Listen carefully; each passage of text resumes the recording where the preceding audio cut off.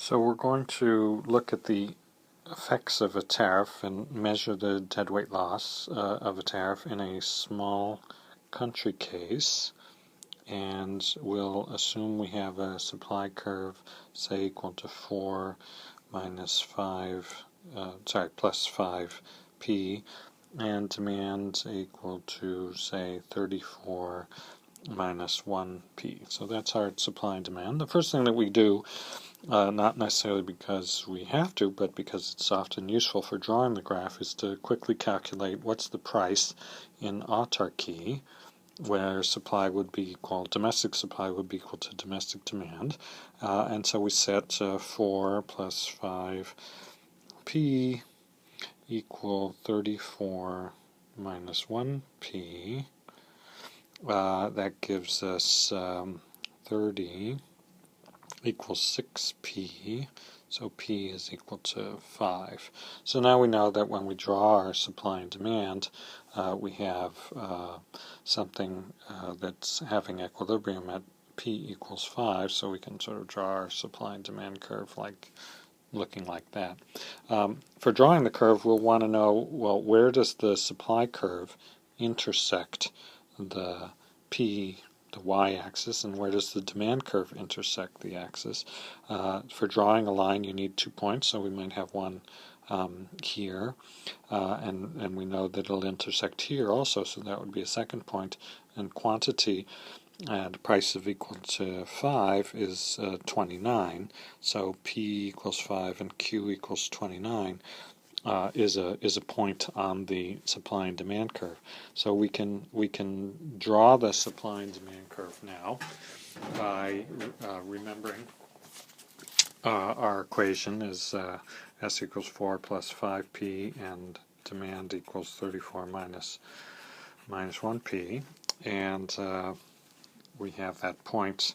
One point here is the point 529. Now, when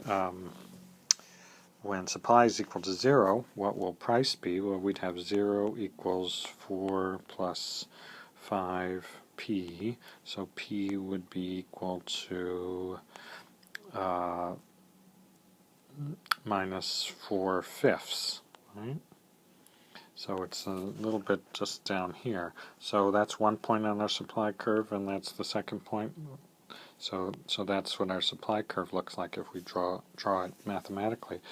The demand curve, when demand is equal to 0, what's the price? Well, we'd have 0 equals 34 minus 1p, and it's pretty clear that p has to be equal to 34 for that to be true.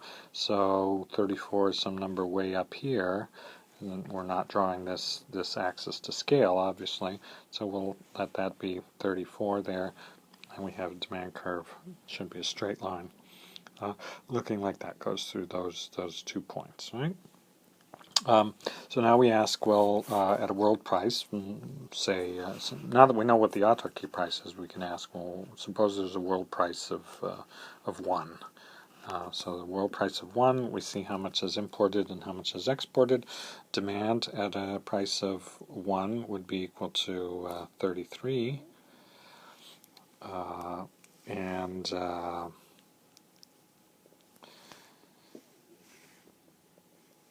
the supply at a price of 1 would be equal to 5 plus 4 is 9, and the difference then are imports at the world price, which would be 24. If we put a tariff on of say 2, so that PW plus T were equal to 3, then we'd have a new level of imports, so demand would drop. Demand would now be equal to, at a price of 3, demand is going to be equal to 31, and supply is going to be equal to, at a price of 3, is going to be 15, and it's going to be equal to 19.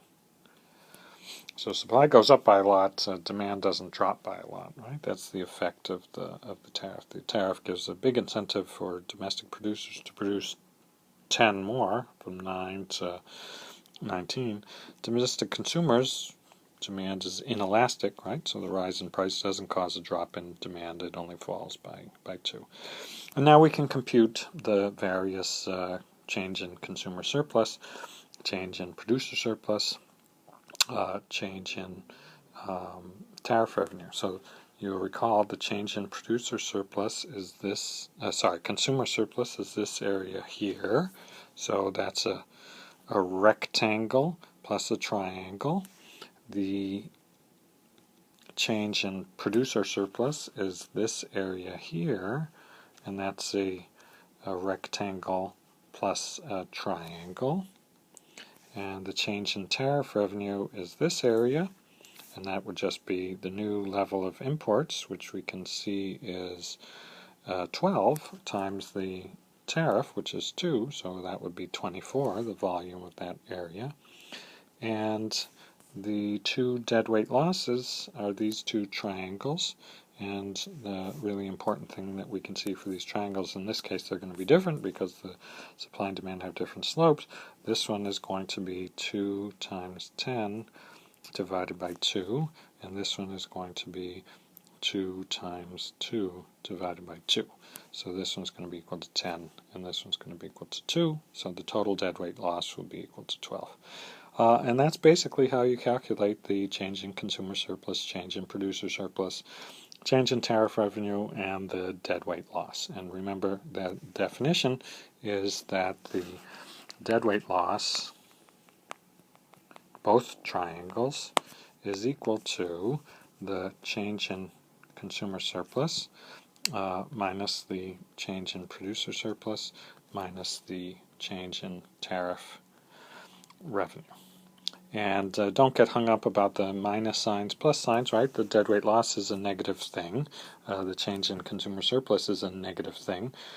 In consumer surplus, the change in producer surplus is positive. The change in tariff revenue is positive. And that's what you need to know, right? That some are losses, some are gains.